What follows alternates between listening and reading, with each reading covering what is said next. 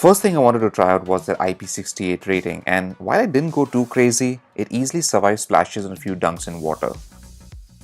Next, I wanted to check out that sweet 120Hz refresh rate on the display. Now the OnePlus 8 Pro can run at 120Hz and the Quad HD Plus resolution simultaneously. Content looks good even at the lower resolution, but I personally preferred the native Quad HD Plus resolution for that added sharpness.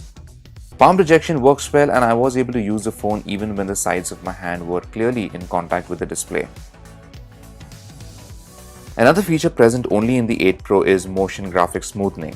When enabled, it bumps up the frame rate of any video for a smoother soap opera-like feel when viewing it in full screen.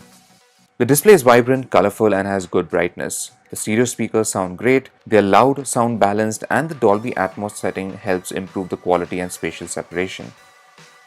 HDR content also looks very good, and most of the streaming apps such as Netflix had no problem playing back HDR content on the 8 Pro.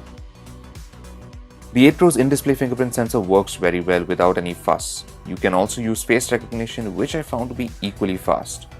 Oxygen OS feels snappy, and Android 10 in general runs very well. App and gaming performance was pretty solid too.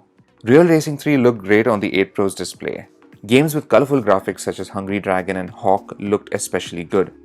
Some titles like Fortnite can also take advantage of the higher refresh rate display and run at a higher frame rate. The primary camera gets a big update. It's a 48 megapixel Sony IMX689 sensor, and we'll see what it can do very soon. You also get an 8 megapixel telephoto camera, a 48 megapixel wide-angle camera, and a new 5 megapixel color filter camera. When shooting under good light, the main camera captures very good details with a neutral color tone. Edges of objects were well defined, textures looked natural, and there was no noticeable noise even on the sides of the frame. Dynamic range is also particularly good with lots of visible detail in the shadows and highlights. Photos from the wide-angle camera look good too. The colors are well balanced and in line with the main sensor. The OnePlus 8 Pro automatically switches to the wide-angle camera and enables super macro mode when you bring the phone close enough to a subject.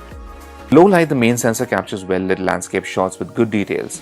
Nightscape helps fix the exposure a bit and also produces slightly better textures.